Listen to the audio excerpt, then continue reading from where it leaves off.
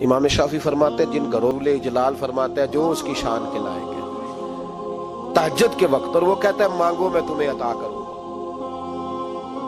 لینے کی باری آئے تو بندہ سمیٹ سماٹ کے اندر گھس جائے۔ ہمارے ہاں یہ ہوتا ہے کہ عشاء کے بعد بچے بیٹھتے ہیں موبائل لے کے، تہجد کا وقت آتا ہے تو ان کی آنکھیں بند ہونی شروع ہوتی ہیں، تو لینے کے وقت تو سویا تھا، تیرا مسئلہ کیسے حل ہوگا؟ بھائی جب کوئی آدمی خیرات بانٹ رہا ہو تو جو پیالہ پیچھے کر لے اسے ملے گا؟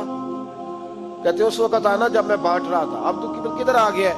مثال دے رہا ہوں۔ تو فجر کا وقت مانگنے کا ہے، تو ساری رات تو گزر گئی گیمیں کھیلتے، ٹی وی دیکھتے، اور جو لینے کا وقت تھا تو سو گیا، تو کیسے آئے گا تیرے پاس؟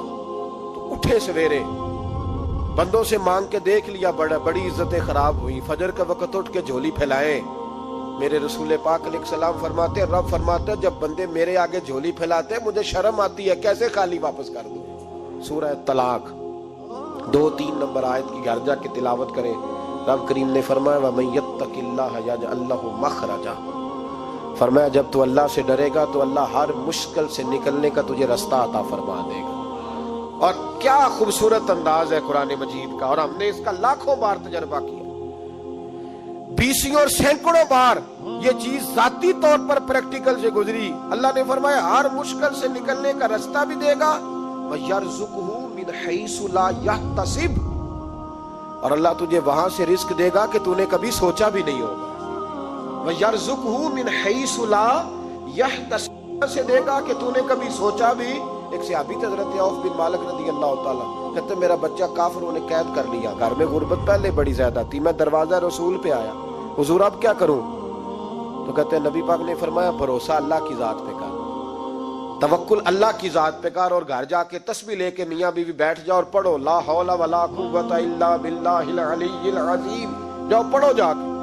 کہتے ہیں میں گھر بیٹھا ابھی چند تسبیحاں پڑھی تھی کہ دروازے پہ دستک ہوئی، دروازہ کھولا تو میرا بیٹا دروازے پہ کھڑا تھا، پلٹ کے دیکھا تو 400 بکریاں بھی لایا تھا۔ اور میں نے کہا بیٹا یہ کیسے آ گئی؟ کہنے لگے ابا جی مجھے ایک حویلی میں کافروں نے قید کیا ہوا تھا، میں بڑا پریشان تھا، لیکن ابھی تھوڑا دیر پہلے پتہ نہیں کیا ہوا ہے، میں نے یوں ہاتھ ہلایا تو رسیاں کھل گئی، باہر نکلا ہوں تو 2-3 بندوں پہ نیند کا ایسا غلبہ تھا کہ بے ہوش ہو کے گرے ہوئے تھے، 400 بکریاں بھی تھی، میں نے دروازہ کھولا بکریاں میرے ساتھ دوڑنے لگ گئی ہیں۔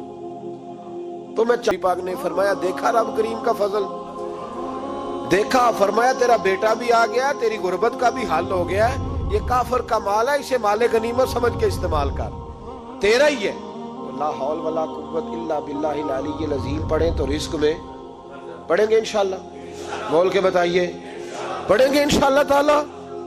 لیکن سنی قوم تویز پہ لگ گئی ہے، کہتے ہیں وظیفہ پڑھنا پڑتا ہے، آپ لکھ کے دیں گلے میں ڈالنے کے لیے تاکہ وہ ڈالتا جاؤں اور میرے اوپر پیسوں کی بارش ہوتی جائے۔ وظیفہ پڑھیں، وظیفہ پڑھیں۔ سنیں ایک اور وظیفہ سنیں، امام قرطبی نے تفسیر قرطبی میں لکھا رزق کی برکت کا وظیفہ۔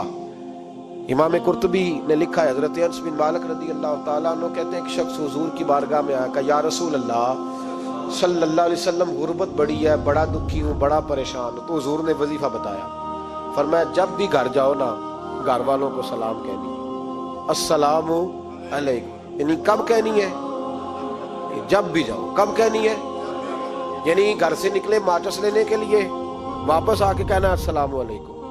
پھر گھر والوں نے کہا ہو یاد ہی نہیں رہا تھا، وہ تو چینی بھی ختم ہو گئی ہے، پھر گئے چینی لینے تو واپس آ کے پھر السلام علیکم۔ انہوں نے کہا خو ناراض نہ ہوئیے گا، پتی بھی نہیں چائے کی۔ اب واپس گئے تو پھر واپس آ کے کیا کہنا ہے؟ تو نبی پاک صلی اللہ علیہ وسلم نے فرمایا جب بھی گھر جا السلام علیکم کہہ اور 3 دفعہ سورۃ اخلاص پڑھ دے، اور سورت بھی وہ بتائی جو سب کو آتی ہے، قل هو اللہ احد اللہ الصمد لم یلد ولم یولد ولم یکن لہ کفوا احد، 3 دفعہ یہ پڑھ دے۔ صحابی بڑے سیانے تھے، بڑے مسئلے حل کرتے تھے ہمارے، فٹافٹ بول پڑے وہ صحابی، کہنے لگے حضور میری تو چھوٹی سی فیملی ہے، کئی دفعہ بچے گھر نہیں ہوتے، ننھیال گئے ہوتے ہیں، تو پھر کیا کروں؟ حضور نے فرمایا جب گھر میں کوئی نہ ہو تو اپنے نبی پہ درود و سلام پڑھ دے، اوپر ہی رہے یہ کہیں مجھ سے تگڑے نہ ہو جائے۔ کہتے ہیں وہ آئے، نبی پاک صلی اللہ علیہ وسلم نے کہا کیا حال ہے تیرا؟ تو عرض کرنے لگے یا رسول اللہ صلی اللہ علیہ وسلم وظیفہ تو میں نے اپنے لیے پوچھا تھا اور میرے تو ہمسائے بھی امیر ہو گئے، हुजूर वो तो मैंने अपने लिए पूछा था और मेरे दाएं बाएं वाले लोगों को बड़ी बरकत हुई है। तो मेरे महबूब मुस्कुराने लगे। हुजूर फरमाने लगे गोया बरकतें तेरे घर में जब बरसी हैं तो छिन छिन के उनका फैज़ अल्लाह ने तेरे हमसायों को भी अता फरमाया। मुश्किल तो नहीं वजीफा, क्या करना है? नहीं तुसा नहीं आखना मुश्किल लगता मैनू, तुसी कर देना सलाम लवो, तुसी कहना बंदे असी हैं ते सलाम असी लवीए, तुसी लवो जाओ आके दोबारा। घर जाके क्या करना है?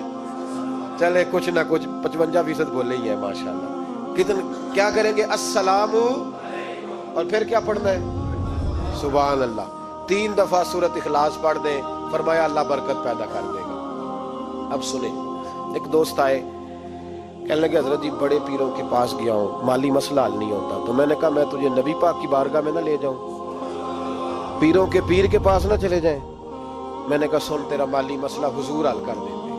मिशकात में हदीस है, एक सहाबी ने कहा हुजूर गुर्बत है, फरमाया रोज रात को सूरत वाक़िया पढ़, तेरे घर में फाका नहीं आएगा।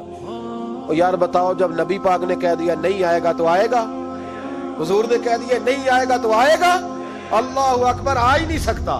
तो तू वो वाला वजीफा पढ़ जो मुस्तफा करीम ने बताया है, और रब करीम की बारगाह में गोया नियत हो कि या अल्लाह मैं कोई खुद तो नहीं ना पढ़ रहा, तेरे नबी ने बताया है। सूरत वाक़िया पढ़, तेरे घर में फाका। हजरत अब्दुल्लाह इब्ने मसूद रदी अल्लाह ताला अन्हु बीमार हो गए, शदीद बीमार, और बेटियों के बाप थे, बेटियां ज्यादा थी।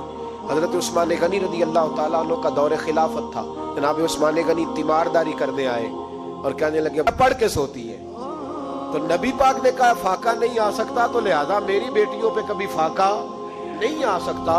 तो रोज ये तो कहते हो दामाद जी से कि भाई आप मेहरबानी करो, को खर्चा बढ़ाओ, बच्ची बड़ी परेशान है, तो बच्ची को भी एक खजाना दे दो, उसको को बेटे रोज रात को सूरत वाक़िया पढ़ा कर। रात सूरत वाक़िया पढ़े, सुबह सूरह मुल्क पढ़े, दिन के वक्त सूरत बकरा पढ़े।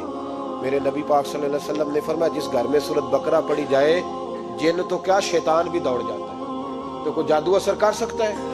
तो उन वजीफों पे अमल करें जो नबी पाक सल्लल्लाहु अलैहि वसल्लम ने हमें अता किए हैं।